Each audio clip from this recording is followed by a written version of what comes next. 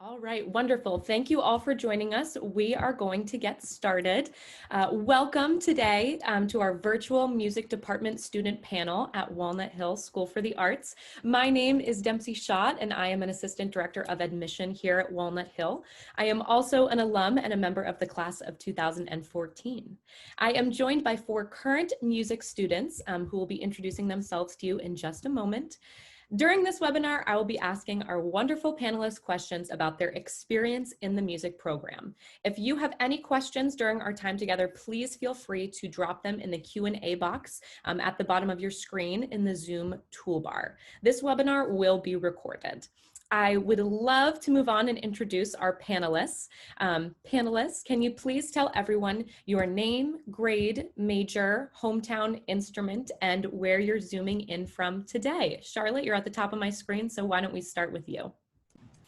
Hello, I'm Charlotte Rayne. I'm a sophomore cello major. I am currently in my hometown, Milton, Massachusetts, and it's great to be here. Awesome, thank you so much. And Ronik? Hello, my name is Ronak Kumar, and I'm a senior.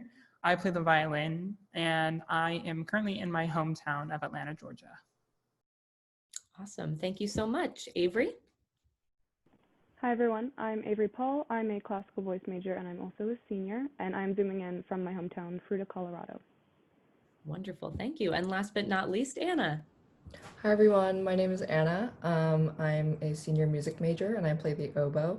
I'm from New York City and I'm currently zooming in from campus in my dorm room.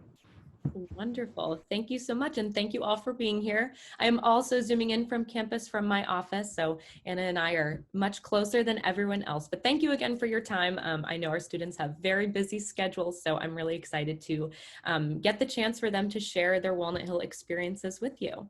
The first question that we are going to talk about today is, why did you all choose to come to Walnut Hill? And what was your music background and experience like before you got here? What helped you make that decision? Who would like to start us off? Yeah, Charlotte, go for it. Yeah, hi. So I'm again a sophomore. I joined in my freshman year. So I knew about the Walnut Hill through the partnering NEC program, which is New England Conservatory in Boston, which I've been going to since I started cello. And I really wanted to go to an art school because at my old school, I felt like it was very hard to kind of balance my academics and my music thing. So, and when I joined Walnut Hill, they kind of understood it more, and it was all kind of in the same place, and it was much easier and yeah, much easier to pursue what I really love to do, which is music. Definitely. Thank you. Who's next? Yeah, Ronik.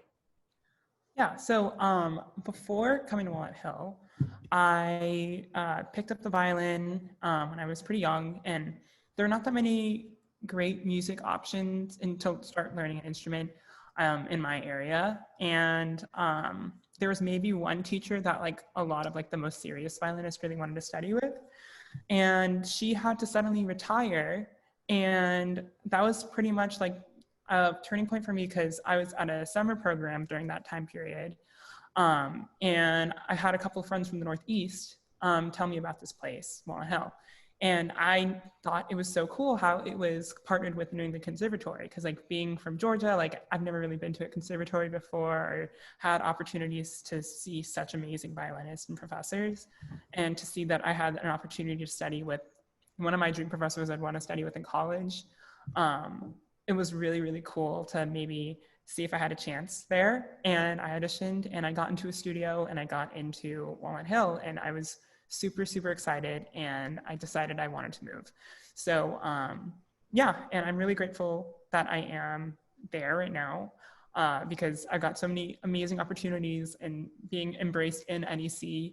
And kind of sometimes feels like you're a part of the college and you're just surrounded by so many incredible musicians, and you have such amazing facilities like Jordan Hall, and you also have Walnut Hills facilities like practice rooms for that are pretty noise canceling. So they're really helpful for like focusing on your sound, and you have a recital hall that you can use to record. There's just so many amazing facilities, and you have great faculty as well. Awesome. Thank you so much. Who wants to go next? Yeah, Avery, go for it.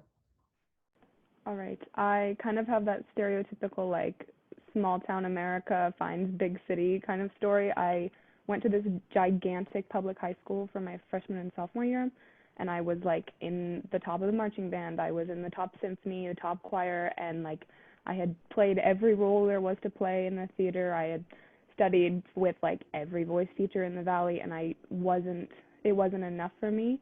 And I met a bassoon major from Interlochen at a summer program, and he was like, there are schools for people like you, for people who are like really ready to take that next step with your art. I had no idea. So I looked into like the big three, Interlochen, Walnut Hill, and Idlewild, and Walnut Hill stood out to me so much because of the partnership with New England Conservatory, which no other arts high school does. And it was kind of like a eureka moment for me, because it was all the things that I love to do in one school, and it was something I could really do to take the next step to potentially making it a part of like my professional life. So yes. Wonderful. Thank you. And Anna? Yeah, so my music experience before I came here, music was originally sort of an expectation in my family because both of my parents are actually classical musicians. My mom was actually a Walnut Hill alum, so. I started on the piano when I was really young, and I played it for a while, but I didn't really have much affinity for it, especially since my mom is a piano professor actually at NEC, so that was really tough. I switched to the oboe in 8th grade and kind of like restarted, and it was something that I was really passionate about working at every day. And I went to a large STEM school for my first 2 years of high school, but I was really searching for somewhere that I could grow my passion in music. And Walnut Hill, as other people have mentioned, has a program with NEC, and at NEC they have a youth orchestra, and orchestra is really important for my instrument. And so, yeah, I really wanted that type of experience, and so that's why I came here. Awesome. Thank you so much. Since so many of you mentioned that partnership with New England Conservatory or NEC, could a few of you speak on what the relationship is between Walnut Hill and NEC and how you split your time between classes on campus versus classes on NEC's campus or performances in each place? Yeah, Ronick. Sure. So the NEC Walnut Hill, I guess, program is basically, while we have like theory classes, music history training, ear training, which is known as solfege, we have all of that on our Walnut Hill campus. And then for, I guess, orchestral musicians, like winds, brass, strings, percussion, etc. Majors, we go to youth orchestra on Saturdays, and there are 3 orchestras I think you can be a part of. The top one is the Youth Philharmonic Orchestra, YPO for short, Youth Symphony, YS, and then YRO, which is the Youth Repertory Orchestra. And you basically audition before coming to Walnut Hill, and you just send like a video recording or whatever, and the director of music, Miss Elowich, is super, super helpful. She basically guides you through the process of that. And then you get assigned a teacher. So then you have weekly lessons that, and you get transportation to those lessons. That is, I think part of the Walnut Hill thing is they give you free transportation, or not free, but they give you transportation to your lessons. And some teachers, like my teacher, we have studio class. This isn't for every single person, but some teachers like having this, and some teachers don't really do that. And then also Anna, I know she can talk about maybe some about the oboes, specific things there. But for, at least from a violin perspective, I would have my lesson usually on Saturdays. So we'd all take a huge bus that all the Walnut Hill majors, or music majors take to NEC. And then you kind of spend the day there. Like some people take extra chamber music ensembles at NEC Prep while also having your own NEC thing at, or while having your own chamber music group at Walnut Hill. And then other people can also take, I think, well, yeah, anyways, yeah. So then you'd have your youth orchestra in the afternoon, nighttime, and then you would come home. but yeah, so pretty much lessons and I would say orchestra are the two main things you get at NEC. And yeah, that's so far. But if Anna, you want to add anything? Yeah, go for it, Anna. I can add some oboe specific things. I don't know if there are any double reed majors watching this. I hope there are. But so I actually have reed making class at NEC, which is a super duper helpful class. Actually, the principal of the BSO teaches that class. And every Saturday morning, we come and then he'll scrape on my reeds. I'll also, learn. And then um, performance opportunity wise, I know that for orchestra, we get to perform in Jordan Hall. I think it's like two concerts, maybe in the fall and two in the spring, or maybe more even. And I mean, that's just an opportunity that it's like a once in a lifetime opportunity, really. Like Jordan Hall is one of the best halls.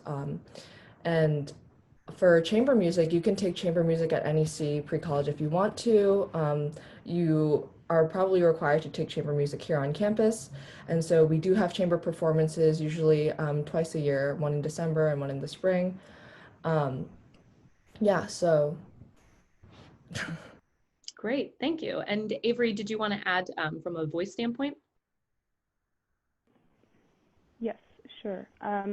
So it used to be on Saturdays that all the voice majors would go as well as the music majors, but last year they changed it to Thursday afternoons, which is super nice because voice majors get their Saturdays off, which we very much covet, I will say. And so we all go on Thursday after class, and there's two groups of just like the choir part of NEC, which it's the mandatory requirement for the voice program. There's youth chorale, which is the larger ensemble, and it's all of us are definitely in that ensemble. And then there's the smaller camerata, which last year was 10 of us. And you meet again on Thursday afternoons. You have a rehearsal, and then we always do at least 2 concerts. Last year we planned on doing 3, one sacred music and one secular music. And it's really great because the director of both ensembles is Erica Washburn, who directs all of the choirs at NEC. And it's just like super great for meeting connections, meeting people from high schools all over the area. And it's good because we don't have a choir at Walnut Hill, so it's kind of our ensemble credit. Wonderful, thank you so much.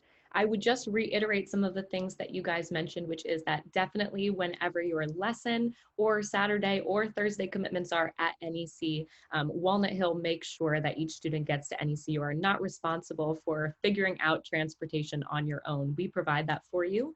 And also that our director of music, Jenny Elowich, Miss Elowich, did work at NEC for a while as well. So she is very familiar with all of the teachers there, and she makes sure that when she is helping connect students to their individual teachers, that she is considering their level, technique they need to work on, as well as just personality fit. So it's really great for us to have her have that very strong relationship with NEC, and definitely helps our students get the most out of their NEC experience while they're at Walnut Hill. My next question for the 4 of you is, which music class or ensemble participation, anything that you've done through Walnut Hill or NEC, has been your favorite, the most rewarding? And which class has pushed you the most or challenged you the most? Anyone can answer. Yeah, Charlotte.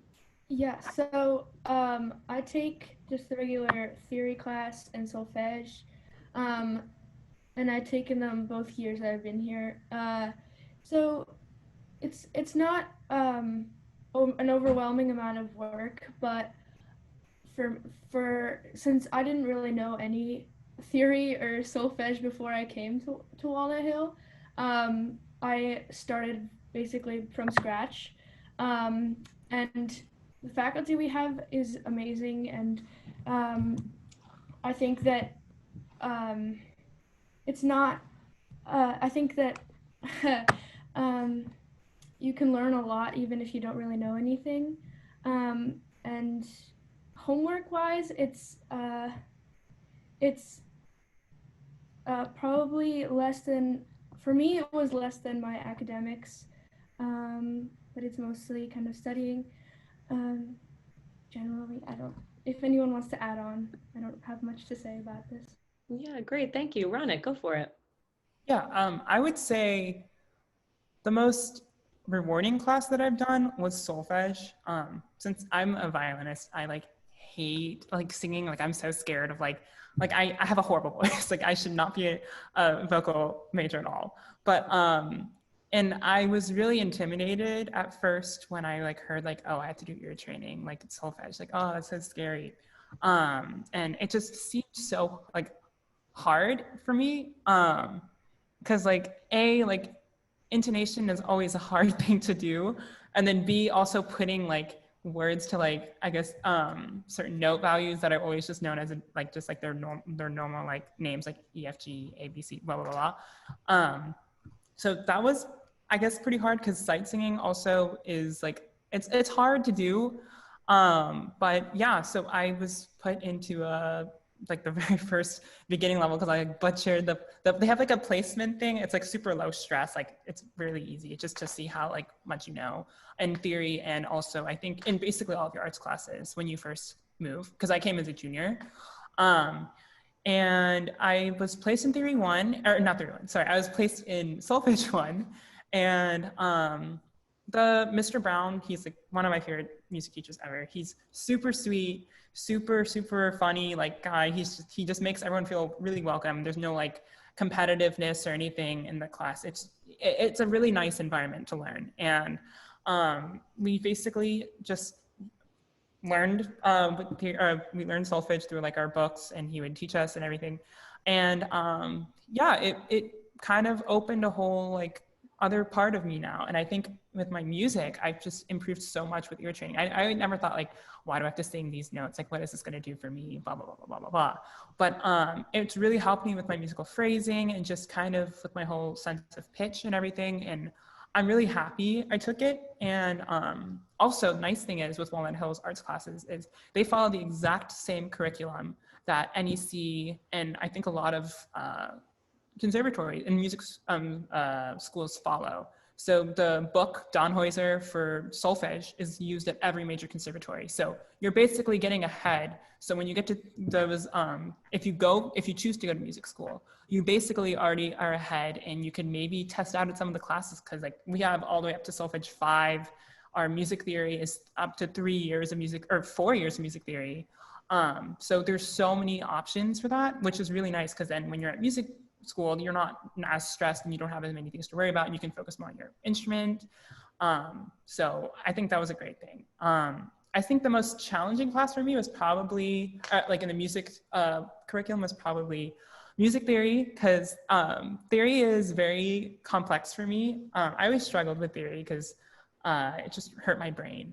But it was really cool to finally see how music works, because I'm a like pretty analytical thinker. Like I liked seeing the parts of how things mash up together. So learning about the whole fundamentals and seeing how things or why things sound the way they sound is really cool. And yeah, it's a struggle, like counterpoint and like all these like activities or these like ideas and concepts are hard. But they're really worthwhile to learn. And yeah, same thing with college. You're going to place out if you do these years of study here. So it's really helpful. Totally. Wonderful. Thank you. Anna or Avery, do you have anything to add about favorite or most challenging classes? I'll just really quickly say, first of all, voice majors do have their lessons on campus. We don't do those at NEC because we have a really, really fantastic voice faculty here. And we have male and female options for teachers. But what is really special about Walnut Hills voice program is we take voice rep, we take voice skills and voice performance, and you learn, you know, how to write phonetic symbols for singing in different languages. You learn acting basics, anatomical basics to like understand your voice, and it is really a very comprehensive program because opera is changing a lot, and you need a lot of skills to be a competitive opera singer in like the modern world, and like learning how to act and learning how to move your body on stage is very, very helpful to become, you know, a competitive part of the performing arts.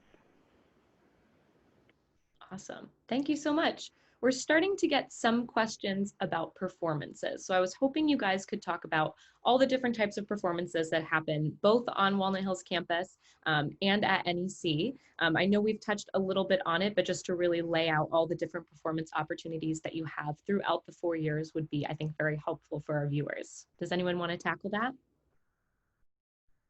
Yeah, Ronik, go for it.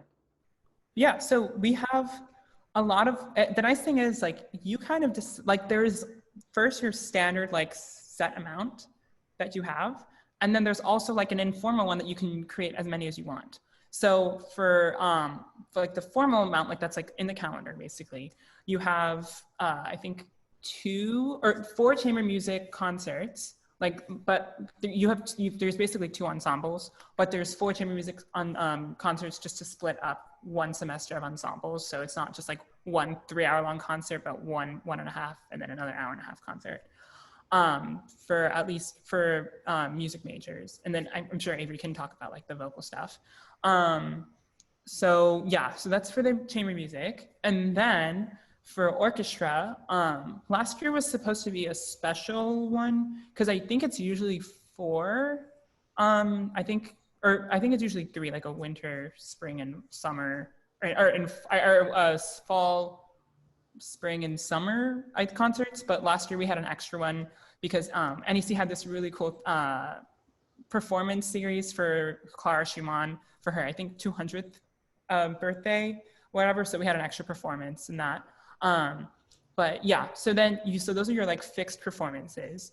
And then another cool thing that you can do is like my friend Sarah, like last year, she just wanted to do like a little recital because she had all this repertoire and she was just like, I want to perform it for some people. So she just made a little like recital, and like I played in one of her concerts, or I played with her for one of the pieces just because we wanted to do something for fun. So you can also like create recitals for your friends and family, and if you want to, you just have to talk to Miss Elovich, which is really fun. And then there's also masterclass, which is I guess a performance opportunity. That's a fixed thing in the calendar.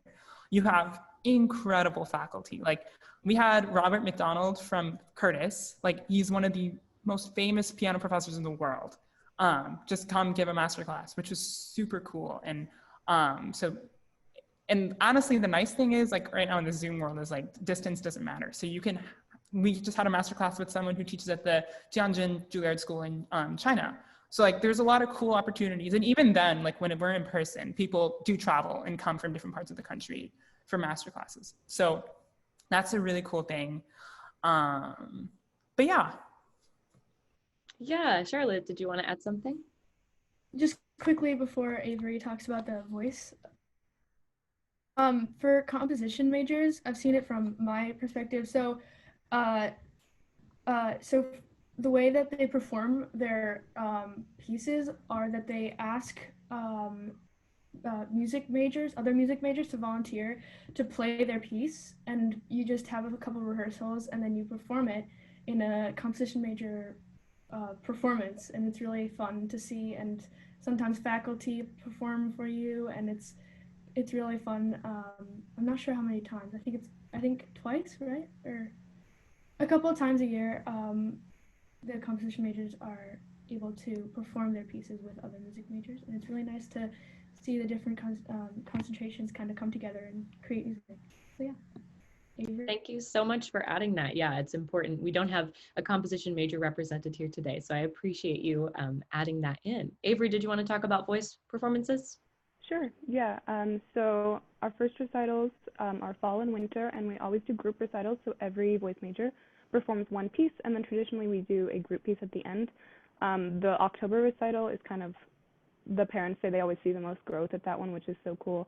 It's always Italian, and then our winter recital is, the past couple of years has been English art song, and then throughout, usually first semester, but throughout the year, voice majors also sometimes have the opportunity to be part of chamber. I was in a female composer chamber last year and an Italian Baroque chamber last year. It does change based on what the chambers choose to use for their reps. So sometimes we have lots of opportunities and sometimes we have none. But then at the end of the first semester, we have auditions for our opera, which is so cool. We do a fully staged opera production with like costumes, with sets every year. Last year was Orpheus in the Underworld by Offenbach. We did our own arranged version, a little abridged. But we do that one we rehearse all the way through January, and we usually do it around March. And then at the end of the year, we have full senior recitals, which are 30 minutes to an hour. And then juniors do half recitals, usually about 30 minutes or less. And then underclassmen, traditionally, it does change every year, but traditionally underclassmen do group recitals. So you take you and 2 of your friends, or all the freshmen perform together, and it's just a set recital at the end of the year. Awesome. Thank you so much. And Anna, yeah, you have something to add? I'd just like to quickly add, like, I remember I was able to accompany the voice majors for two of their concerts, which was super fun because oboe is a very like operatic instrument, you know, we're always sitting in the pit. And so that was super fun. And also we have some off-campus chamber of music recitals.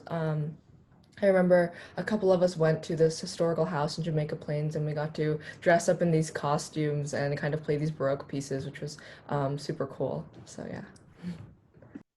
Awesome. Thank you so much. I have three advisees who are all different concentrations in the music program. And I do feel like there is always something that they're involved in. So I do feel like this program especially is super full of performance opportunities.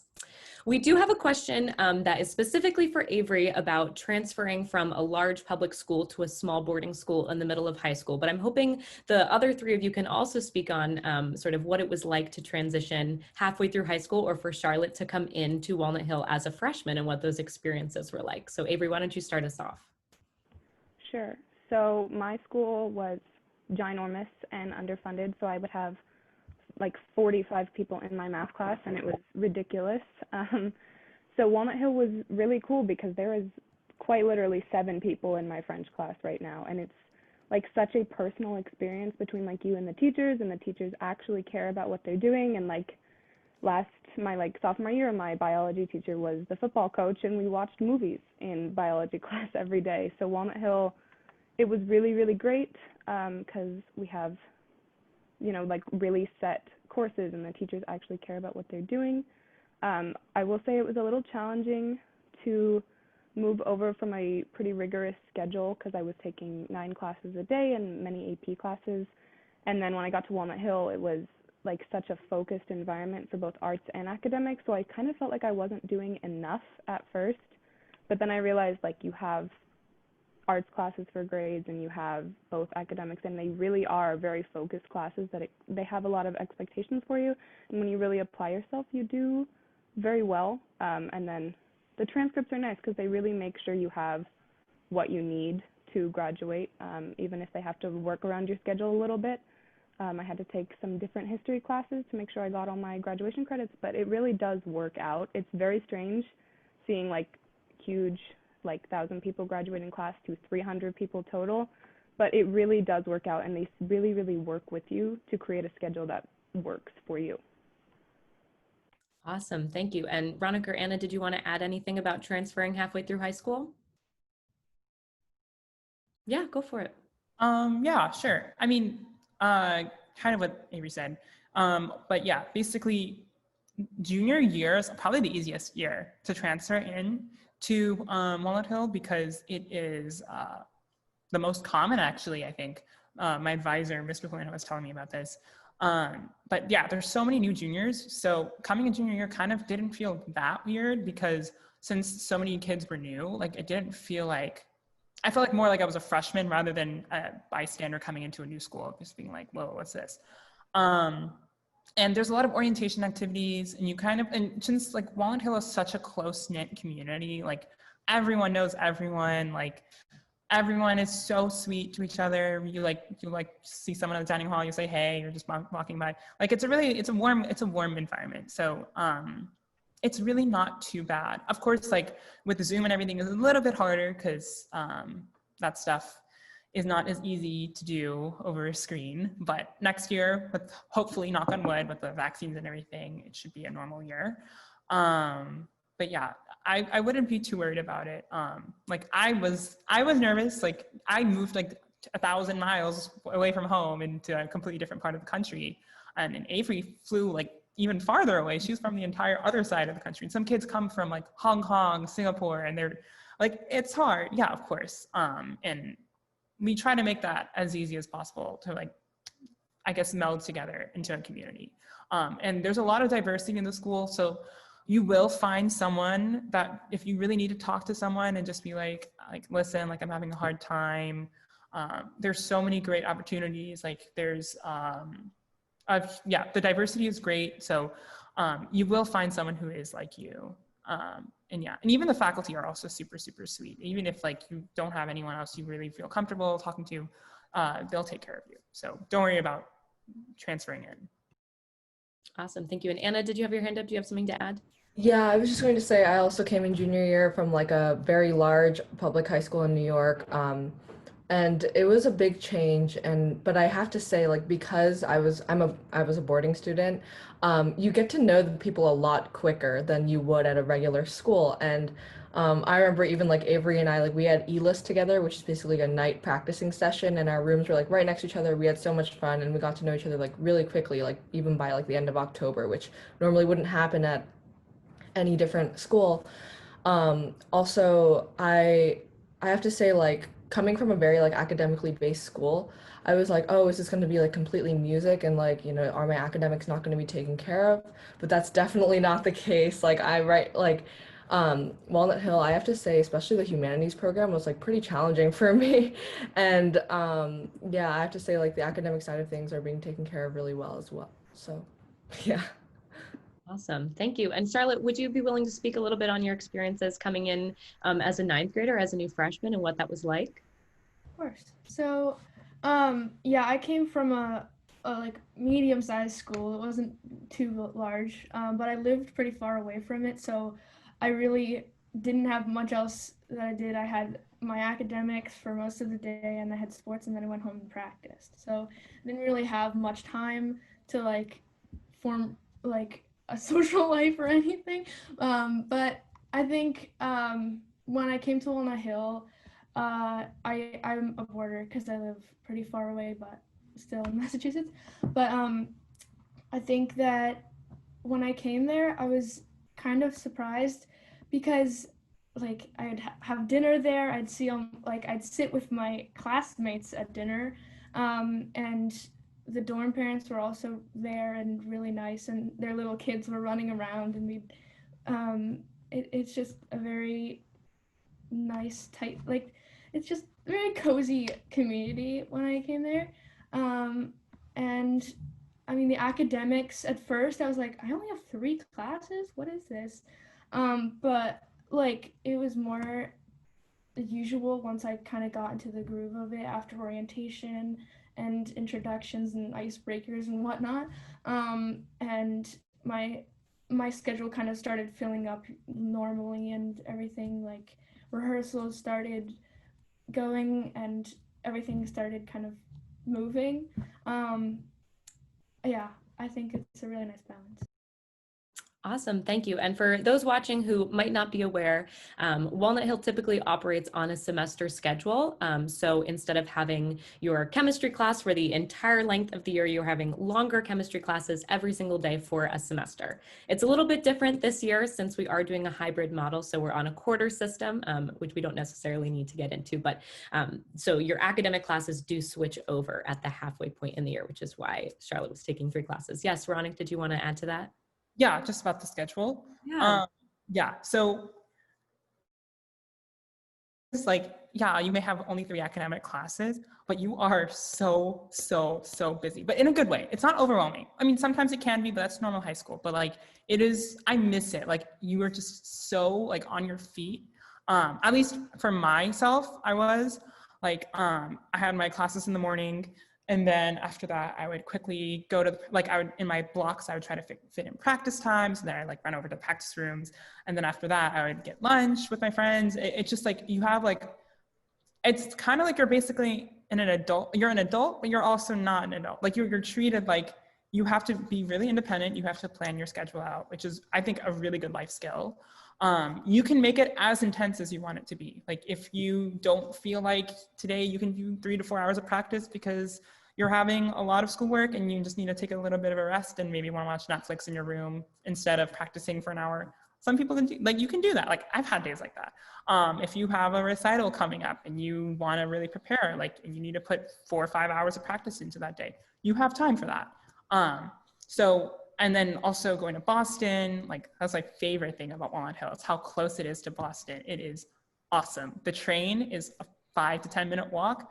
And then I'm always excited when I get the express train sometimes because then it's like straight down. I'm just like, yes, I got it. So it's really fun taking the train down and you just, embrace yourself. So like that's also another reason why I felt like I was so busy, because I'd have to go to Boston a lot for either orchestra concerts. Sometimes I'd have to go on a weekday, so I'd have to like figure out the train schedule. So it's very busy, but it's also rewarding, and I miss it so much. So yeah, don't think it'll be like, oh, only 3 classes, that's nothing. So it is work, but it is really rewarding. Awesome. Thank you. And Charlotte, I see your hand up. What would you like to add? I just wanted to quickly add again. So yeah, I agree that it gives you opportunities, and like you can have as much work as you can possibly do and you can really push yourself, or you can have like a good amount of work and still feel comfortable.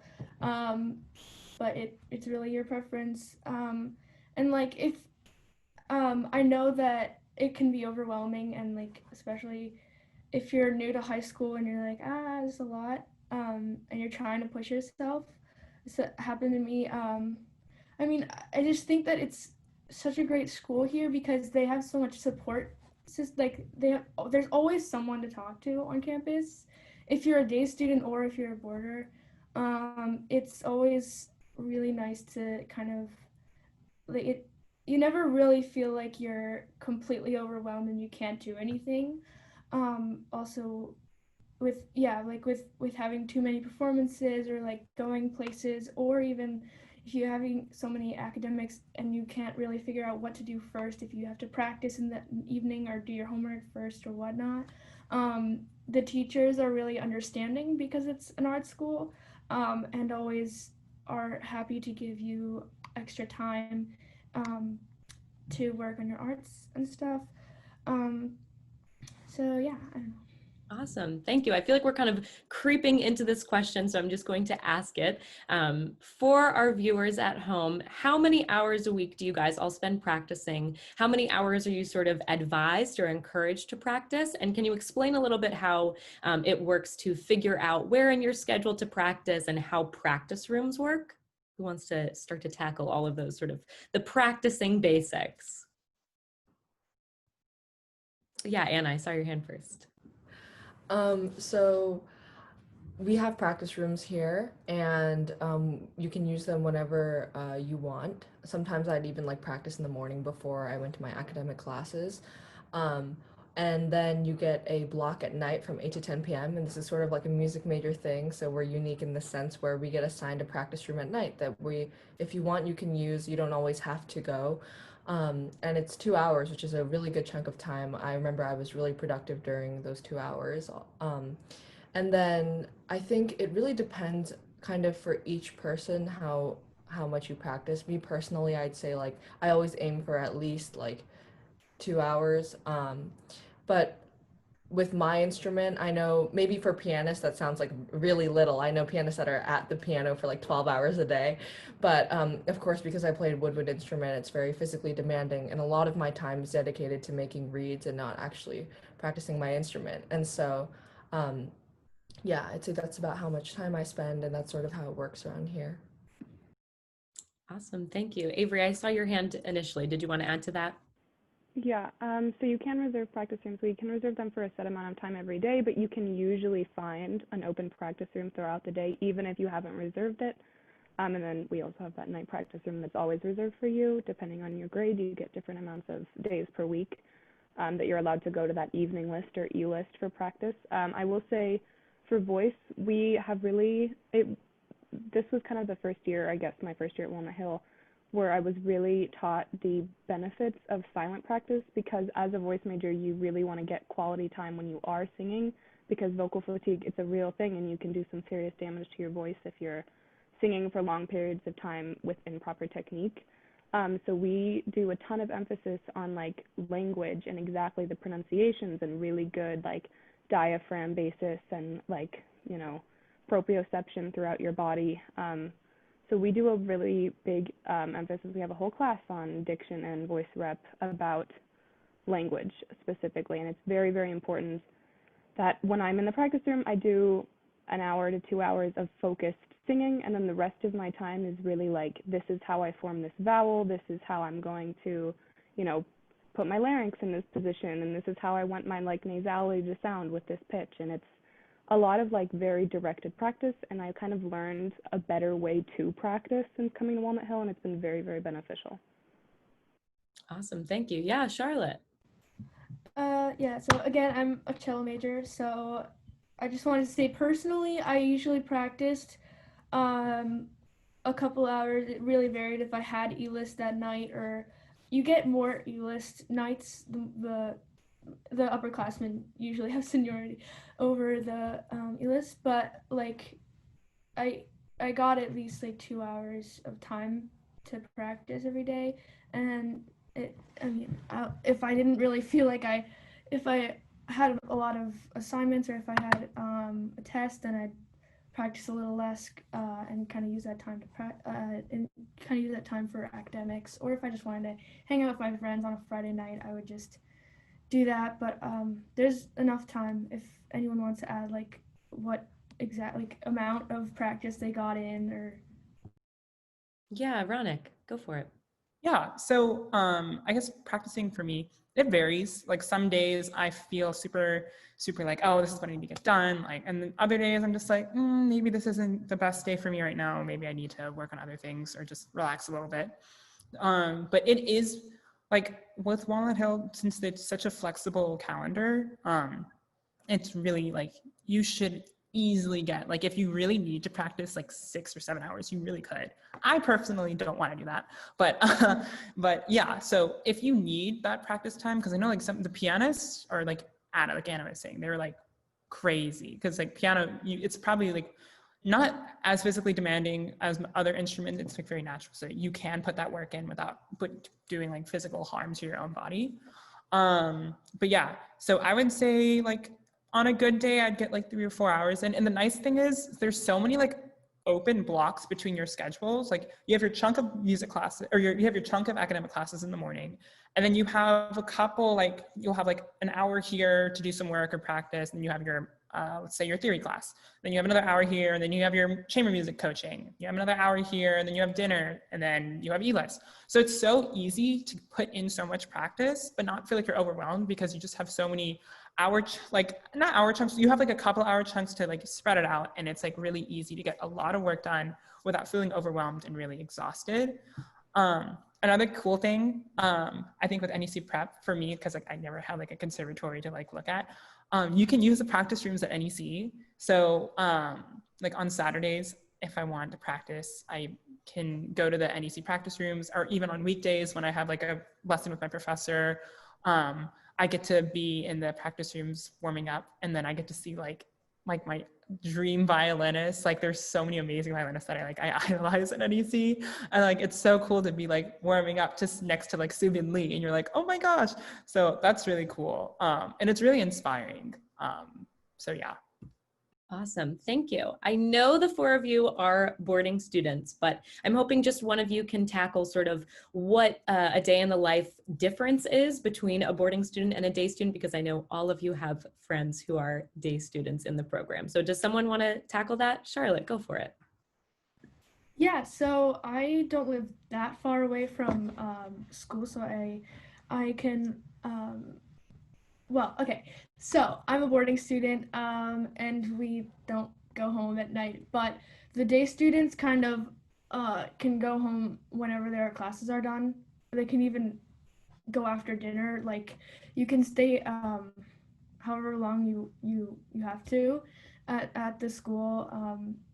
I Day students often eat with us and at dinner or even at breakfast if they have an 8 a.m. class and they don't really feel like rushing there from home. It's I feel like it's not that hard to kind of mix the boarding students to the day students. There is some obvious divide because we have a lot more time together as boarding students, but it's I remember people being a bit worried that they were kind of left out if they weren't boarding or whatnot. But it's not that. It's still you still feel like a part of the community. I feel like whatever. Yeah, I know day students that are visual artists. They have classes until 6 and then they go home. or dance majors. They usually sometimes have like rehearsals at 8 because of the Nutcracker, or not anymore, but it really just varies whenever your classes end for the day students, and that's when you can catch a ride home or get picked up. Yeah. Absolutely. And Avery, did you want to add something quickly to that? Yeah, sure. I will say day students are assigned a dorm, so you not only have your day student group that you can hang out with, who we also have like a dorm president for, who's the day student president, but you also are assigned a dorm that fits with your upperclassmen versus underclassmen dorm, and you can go there. The dorm parents know you. You can hang out in the common room, and you can really stay on campus as long as you want. Like I know people who would come for breakfast at 7 a.m. and stay after class, go to a practice room until like 10:30 p.m. So they only miss the time when we were sleeping. And there are some people who go home at 3 and then they just do homework or the rest of their artwork at home. And it's really, you can tailor it to however long you want to be on campus. Absolutely. Thank you. I think that was definitely helpful for our attendees. We do have a question in the Q&A that says, are students able to play a secondary instrument? Can some of you speak on what it's like to have more than one instrument, if you can be a part of different concentrations, multiple instruments within one concentration, and what that looks like? Yeah, Avery, go for it. Okay, I can't speak for all the instrumentalists, but we do offer secondary voice and piano lessons for all the majors. Like lots of the theater majors do take voice lessons as well, and all voice students, classical voice students, take piano lessons. You'll be assigned a piano teacher on campus, and you take weekly lessons, which is very helpful. But anyone can sign up for those secondary piano lessons and voice lessons as well. Awesome, thank you. Anyone have anything to add to that? Sure, Charlotte. So yeah, it's a bit harder to kind of do it from outside of the voice program or things. Like people usually don't cross over that often outside of all that. I know a bassoon major who was also really into voice, so he was part of the opera and took voice lessons. So yeah, it's not as common, I'd say. Definitely. Thank you. All right, we are closing in on our time with these students, so I'm just going to end with my last question for you guys, which is fill in the blank. So you might be a walnut if blank. Yeah, Ronik. You're passionate in learning. It doesn't even have to be your instrument, but you're passionate. That's the big thing. Definitely. Thank you. Avery. You might be a walnut if you are ready to take your art seriously. Definitely. Thank you. And Charlotte, I saw your hand. Yeah, so you might be a walnut if you want to explore more of your art. Definitely. And Anna?